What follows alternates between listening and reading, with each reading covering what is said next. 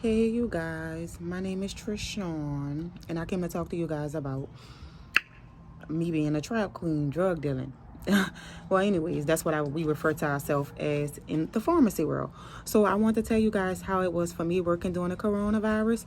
So before I get started, hit like and subscribe and turn your notifications on because I always load videos. I just started my YouTube channel, but I've been loading videos every single day. Well, trying to load videos every single day. I started yesterday. Ain't that sad? Now I'm saying I loaded videos out every day.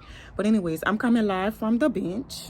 As always, y'all see my from the bench, the bench. Coming live from the bench. But anyways, so the first day when I walked into the pharmacy and we knew about the virus, they gave us a meeting and a brief. We had a briefing about it, whatever. They gave us a lot of information on the virus.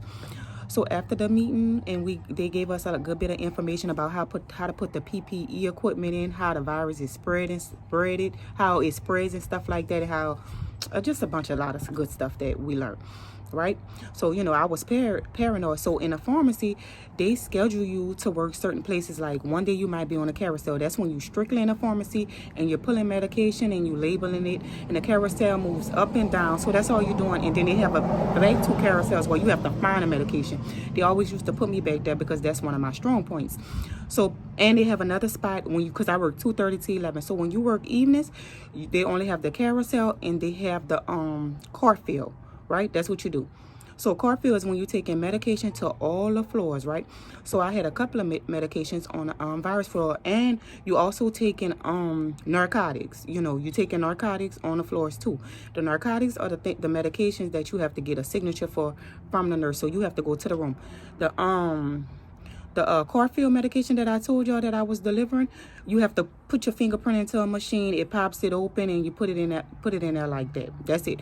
But all narcotics, you have to get a signature for it. So anyway, so I was going on one of the floors or whatever, my first time, you guys, and I was so nervous. I was shaking everything.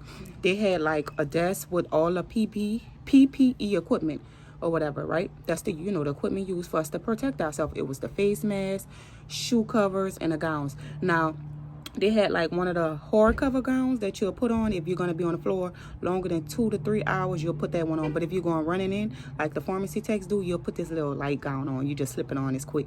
So you put the gown on, you put your hair cover on, and you put your mask on. So that's what I did.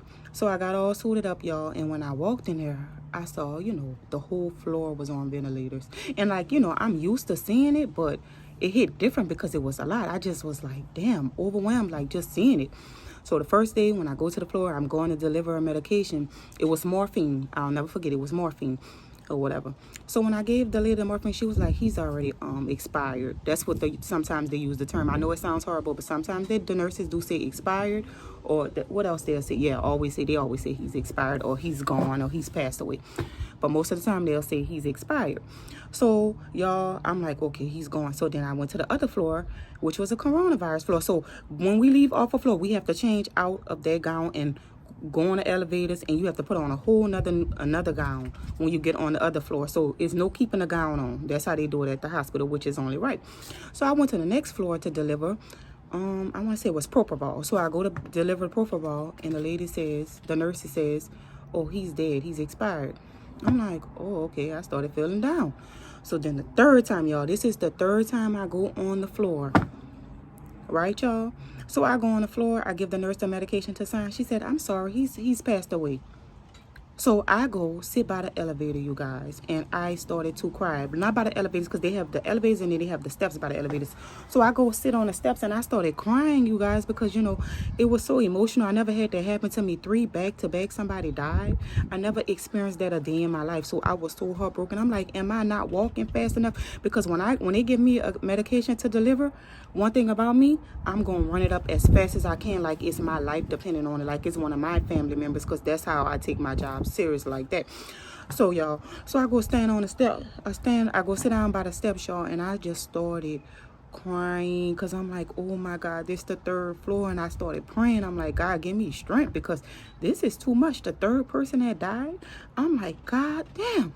So like, it was just a lot, y'all. So then I go back to the pharmacy and I was like, this the 3rd person that died that I had to deliver. So I wound up talking to my coworker. She was on a carousel. I said, can you please switch with me? And nobody likes to work the carousel because it's a lot of work. They prefer to walk around the hospital. She was like, yeah, sure. So I gave it to her or whatever, because I felt like I couldn't handle it that day. It was so overwhelming just seeing the people on ventilators, like every room.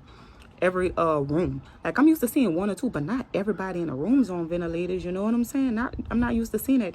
And then not only that, when I was getting onto the elevator after I finished crying and getting, being upset, I get in the elevators or whatever, and like this how this works. When you're in a hospital, if any patients if they come in with a patient, you got to get off, right? So I'm hearing the elevator stop. I'm like, oh, a patient getting on. Y'all, it was a dead body. He had the black cover. I said, you know what, let me out. I'm gonna take the stairs. He was like, you serious? I was like, yeah. He was like, you scared? I said, no, I just need just a couple of minutes to myself. I'm gonna take the steps. So I went took the steps, you guys. That's how overwhelming it is. That's why you guys have to wear your face masks. Y'all have to wear your face masks. You have to wear your face mask. Now, I see a lot of people wearing their face masks in the car, and I feel like they do that because they don't want to forget to put it on and have to come way back from out the stores or whatever. I do that sometimes too, so I could kind of understand it. But yep, it was so overwhelming, y'all. It was a lot for me to deal with. I was so stressed out. But yep, that's how it was working the first day, dealing with the coronavirus, y'all. Very stressful. What else I wanted to say to you guys? Have a good day. Subscribe to my channel and like my video and leave me a comment and let me know if y'all have any questions or concerns or if you need to know anything, and I got you.